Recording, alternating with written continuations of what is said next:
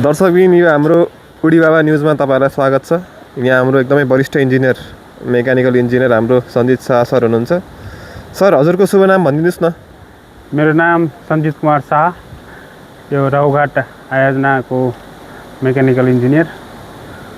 अनि अहिले पावर हाउसको माथि हामी यहाँ स्पेसमा बसिरहेको छौँ। सर यो चाहिँ के हो? टेरेस हो? यति नै हुने हो यो लेभल? लेभल त मोबाइलमा फोटोमा खासै देखिन्न, तर तलबाट हेर्दाखेरि हाइट देखिन्छ। यतातिर हाम्रो स्विच यार्ड रहेछ।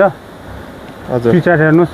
सर यो स्विच यार्डको अब हाम्रो राम्रै सबै भइसक्यो हो र? यो सबै भएको छैन, तर फाइनल स्टेजमा छ। लगभग हाम्रो यो 85% काम सकिसकेछ। अनि टेस्टिङहरू पनि लगभग आधीभन्दा बढी 80% सिधिसकेछ। अब फाइनल स्टेजको काम अलिअलि फिनिसिङको कामहरू अनि कनेक्सनको कामहरू भइरहेछ। मेन पावरहरू लागिरहेछ। अहिले लन्च टाइम भएर अलि लन्च गर्न गएको रहेछ। अनि हाम्रो सबै लगभग यो महिनाभित्रमा मेमा लगभग हाम्रो सबै स्विच यार्ड कम्प्लिट हुन्छ। अनि युनिट 1 त हाम्रो लगभग कम्प्लिटेडै छ, बक्स रेडी छ पुरै। अब अलिकता हाइड्रो मेकानिकलको पाइप अडिटहरूमा कनेक्सन मेकअप पिसहरू राख्न बाँकी छ, एउटा गेट राख्न बाँकी छ र लगभग सर यो डल्लो बक्सहरू जस्तो चाहिँ के हो यो दुईटा? दुईटा हाम्रो यो दुईटा युनिट रहेछ हाम्रो यो पावर हाउसको। त्यही भएर दुईटा ट्रान्सफर्मर रहेछ हाम्रो यो। अनि ट्रान्सफर्मरमा पनि हाम्रो लगभग इरेक्सन कम्प्लिट भइसक्यो। अनि वाइल फिलअपको लागि वाइल फिल्टर भइरहेछ। त्यहाँ हेर्नुभएको छ कभर गरेर राखेछ 10,000 लिटरको ट्याङ्क हो। अनि त्यो ड्राम त्यस्तो सुतेर राखेको ड्रम त्यो खाली रहेछ, त्यो फिलअप भइसकेछ 800 लिटर। सर अनि यो ठुलो टावर चाहिँ के को हो? यो एलियम टावर 2 रहेछ। यो पनि भइसकेछ। के हुन्छ यसले? अब यसले हेर्नु न, अब लाइटहरू देखाउने हो र?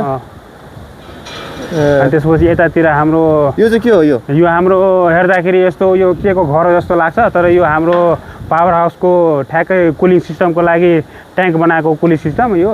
अनि तपाईँको यो हाम्रो एमआइबीको अगाडिपट्टिबाट यो ट्यापिङ गरेर अनि त्यसपछि यसमा हाम्रो पानी माथि ट्याङ्कमा गएर स्टोर भएर अनि यहीबाट हाम्रो फेरि कुलिङ सिस्टममा पानी जाने हो।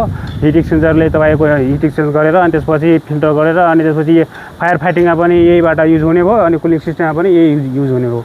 यो हाम्रो पावर हाउसको ठ्याक्कै साइडमा यो ट्याङ्क हाम्रो कुलिङ ट्याङ्क रहेछ पावर हाउसको। सर अनि यो चाहिँ हाम्रो के हो सर? यो मलाई बुझाइदिनुहोस् न, म पत्रकार मान्छेलाई थाहा हुँदैन। यो के को आवाज आएको? यो कर गरेको चलिसक्यो हो र? यो त माथिको अब हाम्रो चारवटा यो हाम्रो राउघाट यो गोलेश्वर महादेव मन्दिरभन्दा अलिकता साइडमा यो कालीगण्डकी कडी नदीको छेउमै रहेछ हाम्रो पावर हाउस।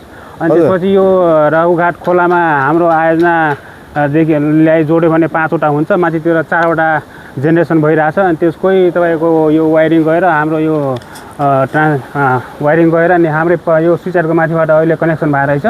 अनि त्यसपछि सबै यो जेनेरेसन 4वटा प्रोजेक्ट लगभग 100 मेगावाट गइरहेछ अहिले। अनि यसकै तपाईँको यो वायरको तपाईँको करेन्ट फ्लो भइरहेछ। अनि त्यसको साउन्ड आइरहेछ झ्याझ्या। सर अनि हजुरले युनिट भन्नुभएको थियो, 2टा युनिट भन्नुभयो होइन? 2टा युनिट छ। त्यसको पनि काम सकिसक्यो? लगभग एउटा युनिटको सिधिसकेछ, फाइनल स्टेजमा छ। अर्को युनिटको पनि काम धमाधम भइरहेछ, द्रुत गतिमा गइरहेछ। अर्को युनिट पनि तपाईँको यो मे महिनामा पुरै कम्प्लिट लगभग हुने भएछ। अनि हाम्रो यो इलेक्ट्रोमेकानिकल पावर हाउसको भित्र भेलले कन्ट्र्याक्टर पाएको रहेछ। अनि भेलले पनि हाम्रै नेपालको भेल भने चाहिँ के हो र sir? Bharat heavy electrical limited रहेछ इन्डियाको। त्यो पनि ठुलै कम्पनी छ, ठेकदारै छ, तर अहिले कन्ट्र्याक्टर भनौँ, ठेकदारले नै राम्रो लाग्छ। अनि फेरि भेलले हामी सब कन्ट्याक्ट गरेर जेट इन्फ्रालाई दिएको रहेछ नेपालकै। अहिले नेपालमा लगभग 15-16वटा हाइड्रो पावरमा इलेक्ट्रोमेकानिकल काम अनि ट्रान्समिसनको काम अनि यो सबस्टेसनको काम गरिरहेछ। त्यो पनि हाम्रै नेपालकै कम्पनीले काम गरिरहेछ यहाँ पावर हाउसमा। हजुर सर।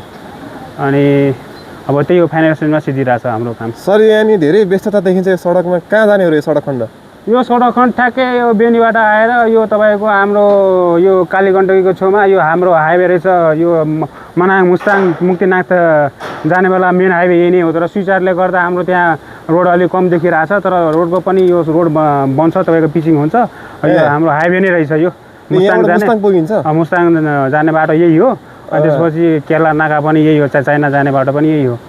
पछाडि यहीबाट तपाईँको सबै गाडी जाने आउने। अब त्यो के बोकेको त डल्लो त्यो हाम्रै त्यो पेनस्टक भित्र अडिट फोर्डमा मेकअप पिस एउटा बाँकी रहेछ, त्यो लोड गर्न लागेको छ। त्यही भएर हाइवेमा तपाईँहरू हेरिदिनुहुन्छ गाडीहरू, टुरिस्टहरू पनि छ त्यहाँ, टुर गएकोहरू सबै बाइक लिएर त्यो तपाईँको पाइप राख्न लागेको छ। त्यही भएर हाम्रो त्यहाँ सेफ्टीको कारणले अडिट चाहिँ के हो? अडिट भन्नुभयो के हो? सुरुङ हो र अडिट भनेको? अडिट भनेको यो हाइड्रो पावरमा तपाईँको एकैचोटि टनल बनाएपछि तपाईँको अडिट बनाएको हुन्छ 1 2 3 4 कुनैमा 5 कुनैमा 6 अब तपाईँको लेन्थ अनुसारले अडिट बनाएको हुन्छ। अब एचआरटीमा अब कङ्क्रिटको लाइनिङ छ भने त्यसको छुट्टै अडिट हुन्छ, पेनेस्टोकको छुट्टै हुन्छ। पेनेस्टोकमा पनि तपाईँको अब हरिजन्टल छ, भर्टिकल छ, 90 छ भने त्यसको अडिट बनाएको हुन्छ कि तपाईँको काम गर्न सहुलियत होस् अनि छिटो काम प्रोग्रेस भनेर डिफ्रेन्ट पार्टमा तपाईँको अडिट बनाएको हुन्छ। अनि हाम्रो प्रोजेक्टमा यो रोगाटमा 40 मेगावाट छ, यसमा हाम्रो 4वटा अडिट छ। अनि लगभग अडिट 1 2 3 1 2 त क्लोज भइसक्यो, 2 को पनि बल्केर गेट राख्न बाँकी छ, काम भइरहेछ। अनि 4 को क्लोजिङको लागि त्यही पेनेस्टो पाइप त्यहाँ राख्दैछ। सर अनि यहाँ काम गर्ने मान्छेहरू चाहिँ यति नै हुन्?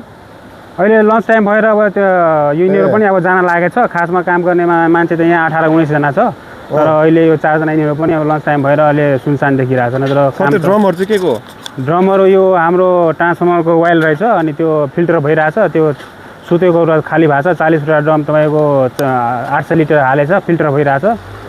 हजुर यति रहेछ। ए सर अनि तपाईँको अफिसहरू चाहिँ कता छ र? हाम्रो अफिस ठ्याक्कै यो पावर हाउसभन्दा माथि 3 किलोमिटर माथि जानुभयो भने हाम्रो पिप्ले गाउँपालिका रहेछ 3 वडा नम्बर 3। त्यसमा हाम्रो चारैतिरबाट घेरिएर एउटा बिल्डिङ छ, तपाईँ गयो भने ठ्याक्कै देख्न हुन्छ। त्यहाँ सबैको जाने त्यो गाउँ छिर्न बित्तिकै त्यो घेरिएको यो के को अफिस हो, वन कार्यालय जस्तो लाग्छ, तर त्यो हाम्रो हाइड्रो पावरको क्याम्प रहेछ, बस्ने इन्जिनियरहरू सबैजना बस्ने क्याम्प त्यही रहेछ। हस् त सर, अब छोटो समयमा धेरै कुरा बुझाउनु भयो। अब हामी जस्तो नन टेक्निकल मान्छेले पनि धेरै कुरा सिक्न पायौँ। ल हस् त है सर, आजलाई यति नै। ल दर्शकबिनहरू ल धन्यवाद। हुन्छ स्विच यार्ड योहरू चाहिँ हाम्रो यो पावर हाउस भन्नु होइन सर? ल ठिक छ, आजलाई यति नै। ल सर है, ल एन्ड गर्नुहोस् ल अब।